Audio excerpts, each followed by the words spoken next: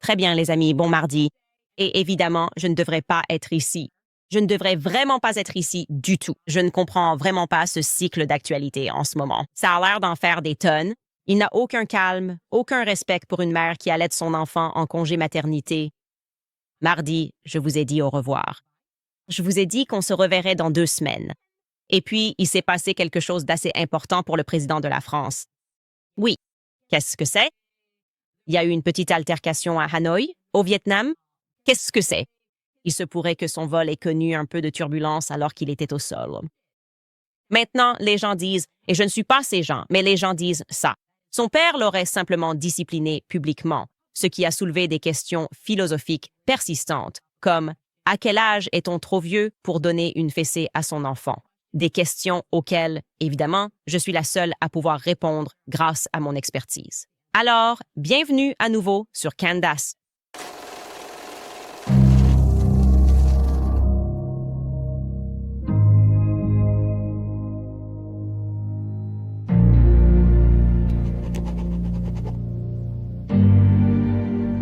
Où étiez-vous quand Brigitte Macron a publiquement corrigé le président Macron? Très bien. Ce sera l'une des questions sur lesquelles cette génération va réfléchir à un moment marquant dans le temps. Vous savez comme, où étiez-vous quand Mike Tyson a mordu l'oreille de Holyfield? Lors de ce match de boxe, où étiez-vous quand Michael Jackson a fait le moonwalk sur scène? Eh bien, concernant ce qui est arrivé au président Macron, je sais exactement où j'étais. Je venais juste de me lever du lit. J'étais sur le point d'allaiter mon enfant. Et j'ai ouvert mon téléphone et Xavier Poussard m'avait envoyé quelques messages. J'étais encore dans le brouillard et je les ai regardés et il m'a dit « Voilà ce qui s'est passé ». Très factuel, comme il l'est toujours, Xavier Poussard. Voici l'incident qui a eu lieu. Voici le lien. Le palais de l'Élysée a menti à ce sujet. Et quand j'ai vu la vidéo, j'ai immédiatement secoué mon mari dans le lit. Je lui ai dit « Il faut qu'on se réveille. Il faut que tu te réveilles. Tu ne vas pas croire ce qui est en train de se passer. » Ils se sont fait prendre dans une altercation. Et il ne m'a même pas entendu. Il était à moitié endormi. Et 1 heure plus tard, il m'a dit « Tu m'as réveillé et tu as dit quelque chose à propos de Brigitte Macron? » Oui, en effet, c'est moi. Et je vais très rapidement vous montrer la vidéo qui a désormais fait le tour du monde. Je parle d'une véritable catastrophe de relations publiques à l'échelle mondiale pour ce couple. Alors, regardons-la très rapidement. Si vous écoutez ceci sur Spotify ou Apple, ne vous inquiétez pas, car nous allons faire une analyse vidéo. Mais voici l'extrait qui a fait le tour du monde. Vous voyez évidemment la porte de l'avion s'ouvrir et soudain, son visage est écrasé. OK, ralentissons un peu parce qu'il y a des choses qui, à mon avis, échappent au public. Avant tout, je veux juste saluer la véritable victime dans toute cette histoire. D'accord. Regardons simplement le début de cet extrait. Le pilote qui sort et ouvre la porte, c'est la victime méconnue ici, parce qu'il va clairement se faire virer. Je veux dire, c'était vraiment le mauvais timing. J'imagine juste que quand il va rentrer et que ce voyage sera terminé, sans aucune raison, Brigitte va péter un câble parce que Brigitte est un vrai maniaque en coulisses. Ce sont les faits. Je vous le dis, Brigitte est en train de perdre la tête. Je sais que c'est un fait absolu. Je vous en dirai plus à ce sujet plus tard. Mais ce que nous voyons ici, et c'est ce que les gens doivent bien comprendre, parce que ce qui a été rapporté comme une gifle ou une claque est en réalité incorrect. C'était en fait une poussée à 2 mains sur le visage de Macron. Nous allons ralentir la vidéo pour que vous puissiez le voir. Regardez bien ceci. Ce sont 2 bras. Vous voyez cette image figée, 2 bras dans le champ. Vous pouvez voir le bras gauche et le bras droit de Brigitte directement sur son visage. Et quand on s'en rapproche, on peut même voir, on voit que Brigitte porte une sorte de montre ou un bijou. Et je me suis dit, OK, c'est juste comme des mecs qui commencent à se battre, parce qu'il y a plusieurs éléments là-dedans. Écoutez, je suis allée à l'école publique, j'ai vu beaucoup de ces bagarres. Quand une femme frappe un homme, c'est généralement avec une seule main, une gifle, parce qu'une femme n'a pas vraiment peur, dans la plupart des cas, que l'homme la frappe en retour. C'est juste comme une petite tape sur le visage. Et vous savez, parfois, c'est une mère qui met une claque à son fils. Et puis c'est un peu fini, parce qu'elle est juste trop émotive et le frappe. Quand des hommes se battent, il y a souvent une poussée agressive qui arrive en premier, non? Une poussée en plein visage comme ça, juste pour être super irrespectueux. Et c'est exactement ce qui s'est passé ici, d'accord? Je vous le dis, Brigitte, d'une certaine manière, était clairement en colère et lui a donné une vraie poussée. Maintenant, ce que nous allons ralentir, c'est la réaction de Macron à cela, parce que je pense qu'elle devrait être étudiée. dans les collèges et universités du monde entier, parce que cela donne une nouvelle signification à la réaction de lutte ou de fuite que nous avons en tant qu'êtres humains. Je veux dire, on pourrait appeler ça la réaction de lutte en plein vol. Et c'est incroyable de vraiment penser aux changements physiologiques qui doivent traverser le corps et l'esprit d'Emmanuel Macron à ce moment-là. D'accord, au début, il perçoit qu'il se fait pousser 2 fois. Tu vas avoir cette réaction humaine. Est-ce que je vais me battre contre cette personne? Est-ce que je vais me battre contre cet homme adulte? Il perçoit cette menace physique et avant même qu'il puisse traiter cela, il perçoit alors la menace plus grande qui est celle des médias, des caméras qui crépitent à l'extérieur. Peux-tu imaginer son rythme cardiaque à ce moment-là? Regarde-le! Regarde son visage. Honnêtement, on dirait qu'il s'est fait dessus. C'est la seule façon dont je peux décrire son visage pour ceux qui écoutent dans le podcast. Il a l'air comme un tout petit qui a fait une bêtise dans un endroit très public genre Six Flags, Disney World, et qui se rend compte que les choses ont vraiment mal tourné. Et je reconnais ce visage. Tu reconnais ce visage. Je vais le dire. C'est clairement le visage du lion peureux dans Le Magicien d'Oz. Il se prend une gifle en plein visage de la part de Dorothy parce qu'il fait le dur, mais ensuite il ramasse Toto. Passons juste l'extrait pour vous rafraîchir la mémoire.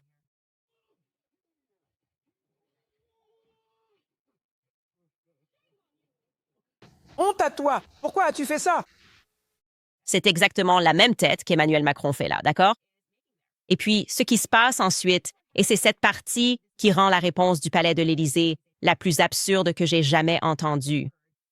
Brigitte est très clairement incapable de se ressaisir. Brigitte est en colère. Brigitte est vraiment furieuse.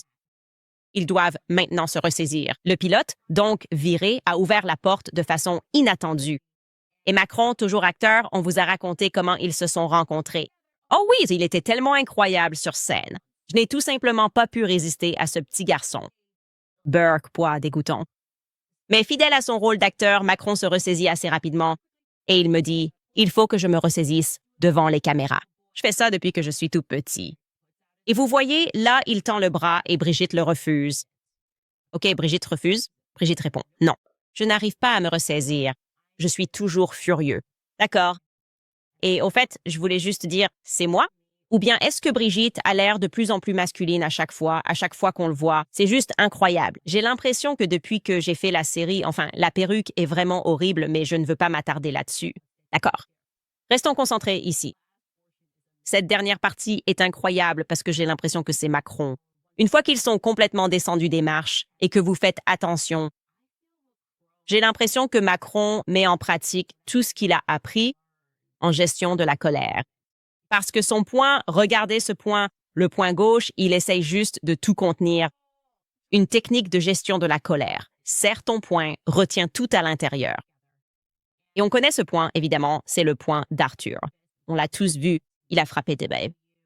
C'est son point, un même qui est maintenant devenu viral. Et c'est exactement ce qu'Emmanuel Macron est en train de faire là. Il essaie juste de gérer sa colère et de toute évidence, il l'a reconnu, que cela ait été capturé. D'accord. Maintenant, comme si cela ne pouvait pas être la chose la plus folle qui soit arrivée depuis très longtemps, et ce n'est pas le cas d'ailleurs. Je fais partie d'une longue série d'événements qui se sont produits dans cette relation. Ce n'est même pas proche d'être la chose la plus folle qui soit arrivée. Mais ce qui était alors si stupéfiant, c'est que nous regardions un président en exercice du monde occidental se faire tabasser par son mari. Ensuite, l'Élysée s'est contenté de complètement mentir à propos de ce que nous venions de voir. Leur réaction à cela a été essentiellement un mensonge tellement grossier que même les médias traditionnels n'y ont pas totalement adhéré. C'est ça. Certains ont essayé, d'autres se sont carrément moqués d'eux. Je vais vous montrer ces 2 réactions. Mais ce qui s'est passé au début, je ne plaisante pas, lorsqu'un journaliste a contacté l'Élysée, et je suppose qu'à ce moment-là, il n'avait pas vu les images.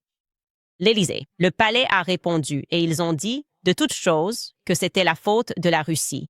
Ils ont tout simplement accusé la Russie d'emblée. Ça a l'air d'être ce que tout le monde fait. La Russie, la Russie, la Russie. La Russie est toujours mauvaise. Poutine, Poutine. Restez concentrés sur Poutine. Je ne plaisante pas, la déclaration officielle de l'Élysée du palais était, je cite, « Ce sont des images générées par l'intelligence artificielle, amplifiées par les Russes. » C'est incroyable.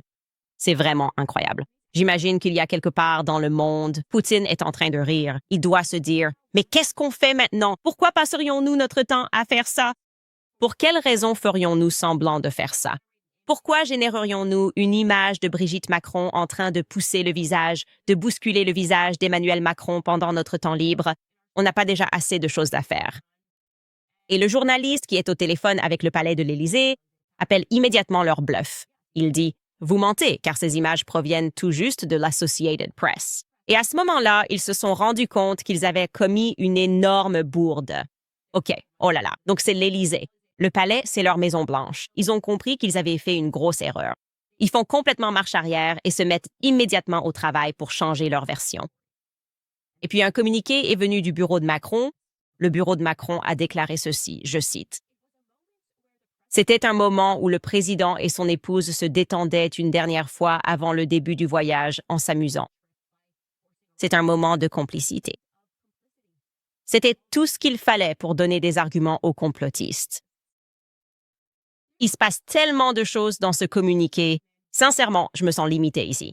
Je n'ai pas le vocabulaire qui soit assez vaste pour souligner à quel point cette réponse était désastreusement stupide.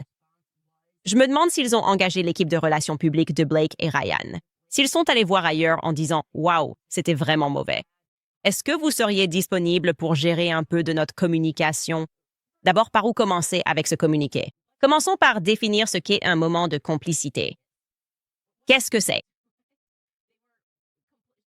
Ils étaient complices l'un de l'autre, qu'ils allaient participer ensemble à ce passage à tabac. Qu'est-ce que cela signifie réellement? Et de quoi exactement sont-ils en train de se remettre? D'accord. Donc, ils viennent de faire ce très long vol de Paris jusqu'à Hanoï, avec une escale entre les deux. Ils sont sur ce long vol et tu vas me dire qu'à la fin, ils ont décidé de faire les idiots. Je veux être clair. Laisse-moi te dire quelque chose de très clair. J'ai déjà pris un avion privé et ce qui se passe à la fin de ce vol est exactement la même chose que ce qui se passe à la fin d'un vol commercial. Quand un vol commercial se termine, tu dois attacher ta ceinture et rester assis parce que l'avion est en train d'atterrir. Tu n'as pas le droit d'enlever ta ceinture tant que l'avion n'a pas fini de rouler sur la piste. Ce qu'ils veulent te nous faire croire, c'est qu'après un très long vol, et Marc, il va falloir que tu me rappelles, combien d'heures dure le vol de Paris à Hanoï? Tu pourrais me le dire à l'oreille. Le vol a duré 12 heures. Ils ont fait une escale de 3 heures à Abu Dhabi. D'accord, super. Donc, un vol de 12 heures avec une étrange escale de 3 heures à Abu Dhabi.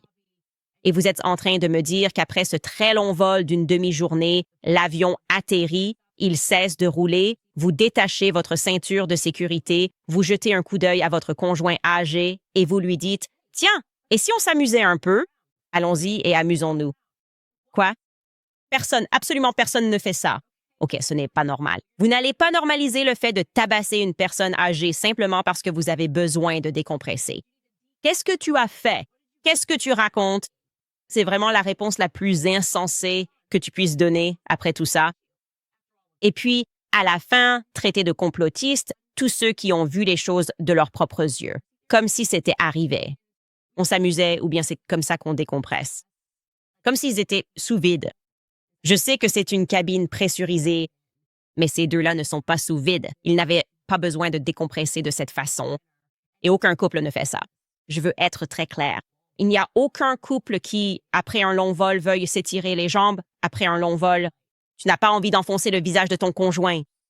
Tu ne devrais pas avoir envie d'enfoncer le visage de ton conjoint après un long vol, à moins qu'il ait fait quelque chose de fou, quelque chose qui t'a vraiment contrarié, quelque chose qui t'a mis en colère. Et Brigitte, d'après ce que je sais, à prendre avec des pincettes, mais elle est très en colère en ce moment.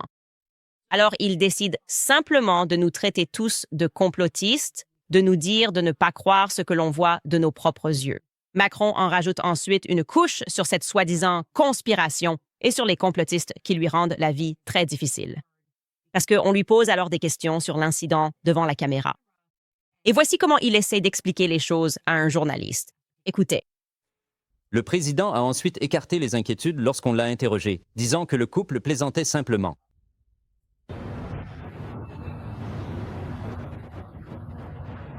Nous nous chamaillons, et je plaisantais avec ma femme, et cela m'étonne. Et cela devient une sorte de catastrophe géoplanétaire. Tout le monde doit se calmer et devrait vraiment se concentrer sur les vraies informations. Oui, il faut respecter ça. Il faut respecter sa capacité à continuer de mentir en face des preuves accablantes. Quelqu'un appelle Jordan Peterson. Je crois que j'ai trouvé le psychopathe qu'il cherche.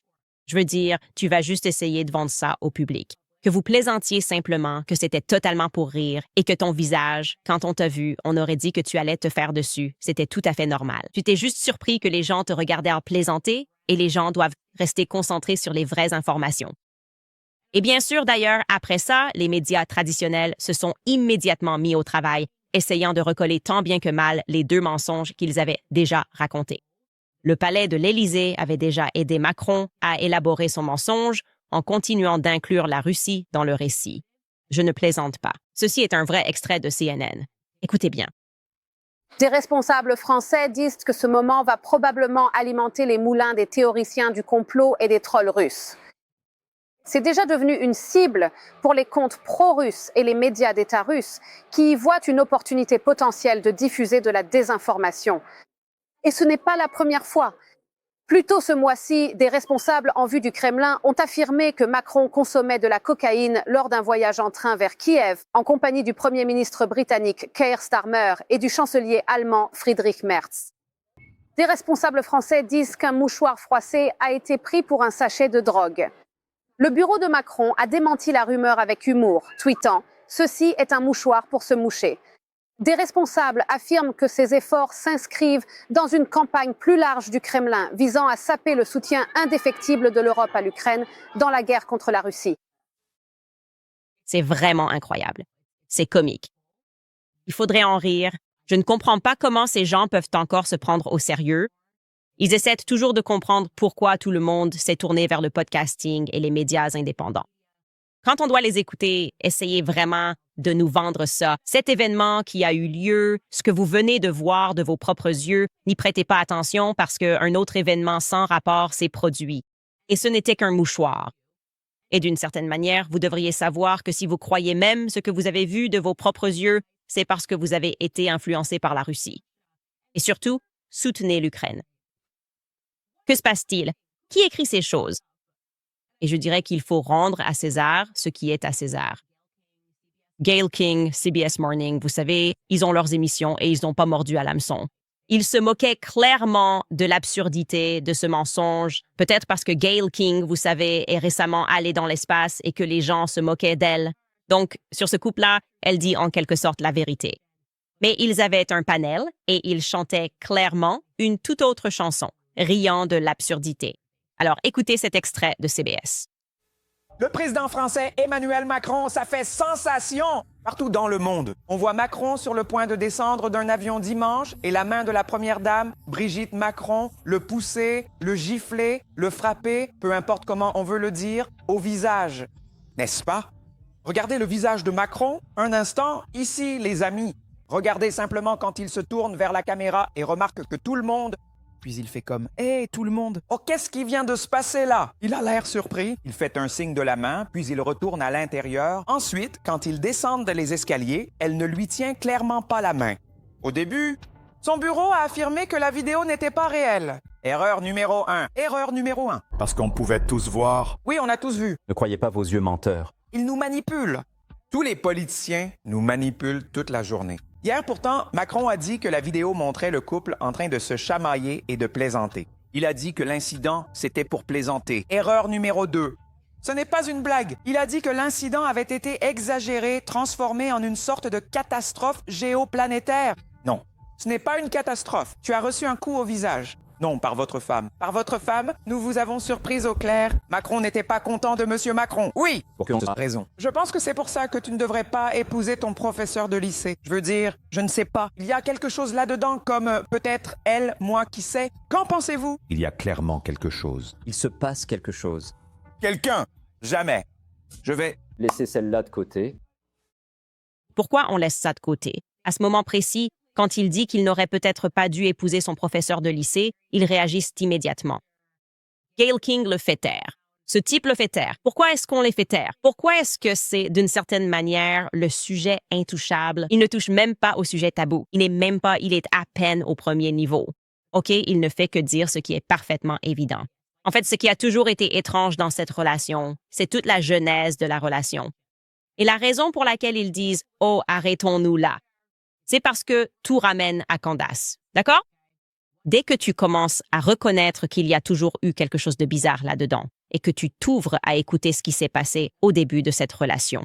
Et comment la presse, exactement comme en France, où ils mentent en ce moment, a essayé de mentir sur ce que vous avez vu de vos propres yeux, la presse est allée vendre un mensonge public sur la façon dont ces deux-là se sont rencontrés. Ils ont menti sur leurs âges. Ils ont menti sur tout. C'était tout le fondement de notre série Devenir Brigitte. Et donc, tu vois, ils savent déjà, ils se disent, bon, on peut admettre que cela s'est produit dans cette relation, mais il faut absolument empêcher ce type de parler du fait étrange qu'ils se soient retrouvés ensemble un jour. Parce que, eh bien, on ne veut pas que nos auditeurs soient exposés à la réalité, à savoir qu'il y a eu ici des choses bien plus graves, d'une nature bien plus sinistre, qui ont mené à ce qui s'est passé dans cet avion. Maintenant, je dois dire que je suis d'accord avec le panel. En ce qui concerne le gaslighting à l'échelle de l'État qui a lieu, j'en arrive en fait à un point où je suis enclin à croire que l'équipe de relations publiques des Macron les déteste tous les deux profondément, clairement. Cela doit être la seule explication à de tels désastres de communication qui se sont produits. Je veux dire, à qui est venue l'idée dans l'équipe? Qui s'est dit, tiens, envoyons une lettre illégale à Candace Owens. Ça va sûrement bien se passer. Oui, ça a l'air génial. Envoie-lui une lettre légale dans le Tennessee. Et ça leur a explosé au visage. Je veux dire, si j'étais l'équipe de relations publiques, je l'aurais rédigée de façon à ce que tu la reconnaisses immédiatement. Oh, tu sais, c'est... D'entrée de jeu, la violence domestique n'est jamais acceptable, point final. Mais après des mois où Brigitte a subi une campagne de la part de cette complotiste, Candace Owens, ils ont tous les deux été soumis à un stress énorme. Mais nous tenons à être clairs, ce qui s'est passé n'est pas acceptable, et nous le serons. Ils feront un don d'1 million de dollars à une organisation contre la violence domestique, blablabla. Bla, bla. Qu'est-ce que c'est? Qu'est-ce que c'est? Et puis, tu conclus en disant à nouveau que Brigitte va entrer en cure de désintoxication pendant 30 jours. C'est comme ça qu'on fait des relations publiques, les RP auxquelles on est habitué. Mais ils ont continué en disant « Oui, non, tout ce que vous avez vu est un mensonge ». Donc, si vous avez ce sentiment et que vous vous dites « j'ai encore des questions sur devenir Brigitte », je ne l'ai jamais regardé. Vous devriez vous y plonger maintenant, car tout ce que vous voyez prendra du sens. Maintenant, concernant les questions philosophiques qu'on me pose, je n'ai jamais prétendu être Socrate ou Platon. Les parents devraient-ils donner la fessée à leurs enfants en public? Je dis non, je ne pense pas qu'il faille donner la fessée à ses enfants en public. Et si cet enfant se trouve aussi être le président de la France, âgé de 47 ou 48 ans? Probablement pas. Dans ce cas, il ne faut vraiment pas le faire. Je dirais, maintenant certaines personnes demandent, les enseignants devraient-ils discipliner leurs élèves? Devrait-on rétablir cela? Peut-être. Je ne sais pas. C'est ce qui semble se passer ici. Et pour être clair, je pense que tout le monde ne fait que poser des questions. Tant qu'on en a encore le droit, nous ne faisons que poser des questions. Mais je peux vous dire, et encore une fois, cet épisode sera évidemment plus court parce que je suis en congé maternité, qu'il se passe bien plus de choses en coulisses. Je sens que je dois vraiment m'engager à faire une saison 2 de Becoming Brigitte, parce que si vous saviez ce que je sais, que je n'ai pas le droit de vous dire pour l'instant, vous seriez sidérés. Vous seriez sidérés.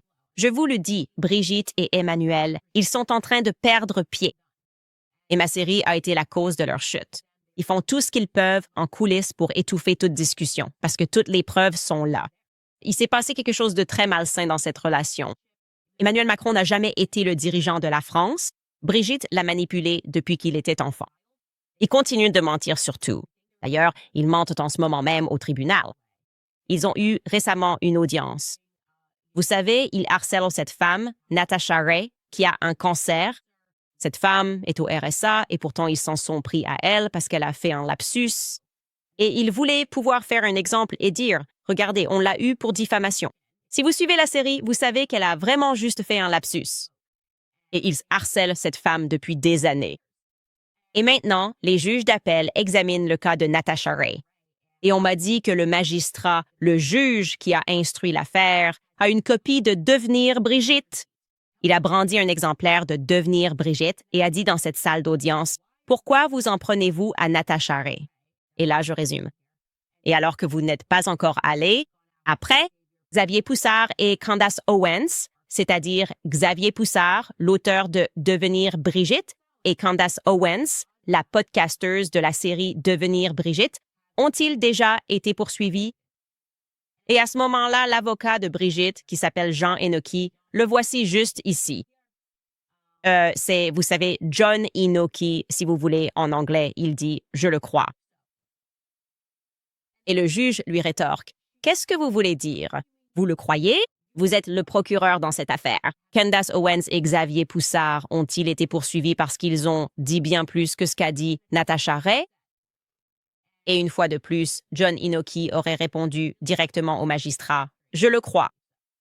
Incroyable. Il monte maintenant sous serment devant les juges. Et donc, cela vous montre que tout est en train de s'effondrer. Et la chose que j'aimerais vraiment pouvoir vous dire maintenant, mais je vais devoir attendre pour certaines raisons, et je vous promets que cela vaudra vraiment la peine d'attendre, m'indique que, je ne sais pas, c'est vraiment mauvais pour la France. Je pense qu'Emmanuel Macron va devoir démissionner. Si je révélais ce que je sais sur Emmanuel Macron, il serait obligé de démissionner. Il ne fait aucun doute qu'il devrait démissionner de son poste de président de la République française. Et c'est peut-être pour cela que certains disent que je devrais être président de la France. J'ai vu un tweet où quelqu'un disait que je n'étais plus qu'à un épisode de devenir président de la France. Et j'accepterais cela. J'accepterais volontiers cette tâche. Bref, vous tous, je vous veux. Voilà. Shane Cashman, Candace n'est plus qu'à une vidéo de devenir présidente de la France. Vos tweets étaient hilarants et cette vidéo est devenue virale. Et oui, c'est bien moi qui ai tiré la sonnette d'alarme pour le monde anglophone. Reconnaître que quelque chose de très sombre se passe en France et que cela se produit, d'ailleurs, vraisemblablement depuis toujours. Depuis la Révolution française, il y a des histoires bizarres liées au sexe en France et peut-être devrions-nous être prêts à avoir une conversation ouverte à ce sujet. Et je suis prêt à le faire si je lance aussi une série Devenir Brigitte, ce que je pense que je vais faire. Je vais conclure en disant que, quoi qu'il en soit, dans cet avion, il y avait clairement trop de testostérone. Et l'audace du mensonge qui a été raconté par la suite prouve que, vous savez, Brigitte au minimum. A clairement du cran, je dirais ça. Maintenant, je veux passer la parole à nos sponsors. Tout d'abord, Preborn, si vous vous considérez comme pro-vie, voici un signal d'alarme pour vous. Malgré l'annulation de l'arrêt Roe, le nombre total d'avortements a augmenté de près de 1% l'année dernière. Alors, à quoi cela ressemble-t-il? Cela se traduit par plus de 100 000 vies supplémentaires perdues, pour un total estimé à plus d'1 million de bébés à naître. Chacune de ces vies était précieuse. Le ministère Preborn est en première ligne, défendant ces belles âmes qui n'ont jamais eu la chance de grandir. Le réseau de cliniques de Preborn est stratégiquement situé dans les zones du pays où le taux d'avortement est le plus élevé. Ils sont prêts à soutenir les femmes qui prennent des décisions concernant l'avenir de leur bébé. Grâce à des soins compatissants et attentionnés ainsi qu'à des échographies gratuites, Preborn aide les femmes à se connecter avec la vie qui grandit en elles. Parce qu'une fois qu'elles entendent le battement de cœur de leur bébé, les chances de survie de ce dernier doublent. Rien que l'année dernière, Preborn a sauvé plus de 67 000 bébés. Alors, s'il vous plaît, envisagez de vous impliquer, car votre soutien mensuel de 28 $ rend cette mission possible. La vie est sacrée et la vie est éternelle. Pour faire un don, il vous suffit de composer le dièse 250 et de dire le mot-clé « bébé ». C'est dièse 250, bébé. Ou vous pouvez visiter preborn.com/Candace. C'est preborn.com/Candace. Je vous parle d'American Financing car l'inflation touche tout. Essence, courses, réparation. Si vous êtes propriétaire, vous vous êtes sûrement déjà demandé « Devrais-je appeler American Financing pour refinancer et rembourser cette dette de carte de crédit ?» Vous hésitez peut-être à cause du taux hypothécaire bas que vous appréciez.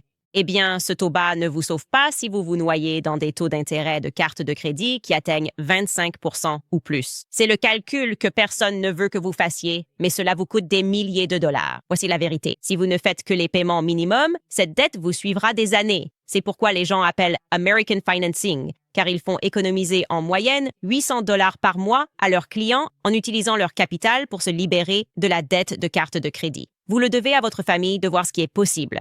Il n'y a pas de frais initiaux ni de pression. Cela ne vous coûte rien de découvrir combien vous pourriez économiser chaque mois. Commencez aujourd'hui et vous pourriez reporter 2 paiements hypothécaires. Appelez American Financing maintenant au 807 95 12 10. Encore une fois, c'est le 807 95 12 10. Ou vous pouvez simplement visiter americanfinancing.net/Owens. americanfinancing.net/Owens. D'accord. J'ai dit que ce serait un épisode plus court, donc je vais passer maintenant à vos commentaires. D'habitude, on fait 45 minutes. Aujourd'hui, on va faire un peu plus d'une demi-heure seulement. Je meurs d'envie de savoir ce que vous pensez de tout ça. Dre Arden écrit « Tout Internet attendait que Candace sorte ça. » Moi aussi. Les gens m'inondaient de messages en disant « Ce congé maternité est officiellement terminé. » Tout le monde en fait des tonnes. C'est comme s'ils avaient attendu que j'aie ce bébé. Peut-être qu'ils se sont dit que c'était le bon moment, un moment sûr pour eux pour en faire vraiment trop. Mais me revoilà en train de commenter tout ça. Misty écrit « Tu sais, Will Smith pousse un soupir de soulagement en ce moment. Il n'est plus la gifle entendue dans le monde entier. » Eh bien, j'aimerais revenir là-dessus.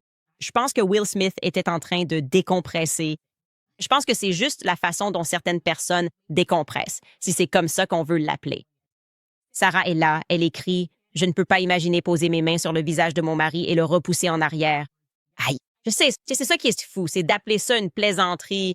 C'est inapproprié. Je me fiche qu'on ajuste les âges et qu'il ne s'agisse pas d'une personne âgée. C'est bizarre. Pourquoi est-ce qu'on parle de papy et de mamie qui font ce genre de choses? Mais si on enlève tout ça, je pense que dans ma relation avec mon mari, jamais de la vie je ne lui mettrais une claque au visage. Je veux dire, c'est complètement fou de juste lui pousser le visage. Encore une fois, ça me rappelle des choses que j'ai vues à l'école publique. Quand les gars commencent des bagarres, c'est genre, tu sais, quelque chose d'irrespectueux au visage. Et puis, il y a la cafétéria. Oh, et maintenant, ils doivent tous les deux s'affronter et se battre à cause de l'humiliation à la cafétéria. Tu sais, ouais, on était les médias qui attendaient dehors de l'avion, les gens qui étaient dans les cafétérias au collège avant que les bagarres n'éclatent. Sarah Grace écrit « La Russie est accusée de tellement de choses. C'est fou. C'est bizarre. Peu importe ce qui se passe, si tout échoue, on blâme la Russie. » Elle continue « Je n'arrive même pas à imaginer. J'imagine que c'est une blague récurrente là-bas. En plus, aucun des deux n'avait l'air d'être d'humeur à plaisanter. Mais vraiment, comment pourrait-il essayer de tourner ça autrement? Il l'a clairement frappé. Et si la porte ne s'était pas ouverte, qui sait comment ça aurait pu dégénérer? C'est tellement vrai. Et je suis sûre que ce pilote en a vu bien trop, si tu dois voler autour de ces deux-là. C'est tellement étrange, tellement tordu. Et une humeur à plaisanter. Ouais, on a plaisanté. On rigolait juste entre nous. Et puis après, j'avais mon point comme Arthur et Brigitte ne voulaient pas me toucher. Oui, tout le monde sait qu'après une bonne séance de plaisanterie, tu n'as même plus envie de toucher ou de regarder ton conjoint. Tu te moques de moi. Comme je l'ai dit, tellement idiot, mais j'imagine que ça marchait à l'époque où Brigitte a émergé. Ce genre de stratégie médiatique fonctionnait. Les médias faisaient autorité. Il n'y avait pas de médias indépendants. Ils auraient probablement pu faire disparaître la cassette à l'époque et personne ne l'aurait jamais vue. Donc oui, c'est dingue. Shannon Smith écrit « Nous allons avoir besoin d'une deuxième partie de la série « Devenir Brigitte ». Oui, je suis d'accord. Et comme je l'ai dit, quand je révélerai ce que je sais, ce sera fini pour le couple présidentiel. Et je sais qu'ils regardent en ce moment. Et je ne devrais probablement pas dire ça parce qu'ils vont venir me chercher. Mais ils vont probablement m'envoyer une 5e lettre très ferme ou quelque chose comme ça. Et Johnny Noki va encore mentir comme il l'a fait et dire qu'ils n'ont pas reçu nos questions en retour. Es-tu un homme? Coche oui ou non. Et je rapporterai la vérité. Et ils ont refusé de le faire, de répondre à nos questions de base parce que Giannuki est clairement un menteur. Et ce sont tous des menteurs. Ils mentent tellement. C'est fou qu'ils soient encore autorisés à être en fonction. Avec tous les mensonges qu'ils ont racontés, les personnes qu'ils ont menacées et les journalistes qu'ils ont attaqués. Le monde entier regarde la France en ce moment. Et à mon avis, ça ne va pas durer encore très longtemps. PQ écrit « Remarquez que la dame en jaune s'est retournée rapidement après cette gifle. » Oui, j'ai vu ça. Je ne pense pas qu'elle est... Je crois qu'elle vient de l'aéroport, non? C'est probablement la personne du tarmac. Je ne suis pas sûre exactement de son rôle, mais le gilet indique qu'elle était bien sur la piste. Mais je ne sais pas si elle l'a vu ou si c'était... Et c'était gênant. Refais-le. Repassons ça. De la jeune femme qui sort de l'avion, oui, donc elle est là, il ouvre. Oui, je pense qu'elle a vu ça. Oui, elle est juste un peu mal à l'aise. Elle remet une mèche de cheveux derrière l'oreille. Elle se dit « Je vais m'occuper de mes affaires. » Les Français sont fous. Les gens en Occident sont fous. En effet. Catlock écrit « Les dégâts émotionnels que cet homme a ressentis étaient visibles pour nous tous. Que Dieu vous bénisse, toi et ta famille, Candace. Nous avons de la chance de t'avoir. Eh bien, j'essaye de vous quitter. Vous savez, j'essaie, mais vous me ramenez à chaque fois. C'est comme une relation toxique que j'ai avec vous, parce que les médias en font trop. Tout arrive pendant mon congé maternité et je ne peux pas, je n'y arrive pas. Vous quittez, vous tous. Voilà ce qui se passe. Petit rappel pour ceux dans notre club de lecture, on se retrouve ce soir. Nous avons été réguliers là-dessus. Et cela aura lieu à 18h, heure de l'Est. Et si vous n'avez pas vu l'interview avec Harvey, vous pouvez vous rendre sur notre site candiceowens.com et la regarder en intégralité, si vous êtes membre.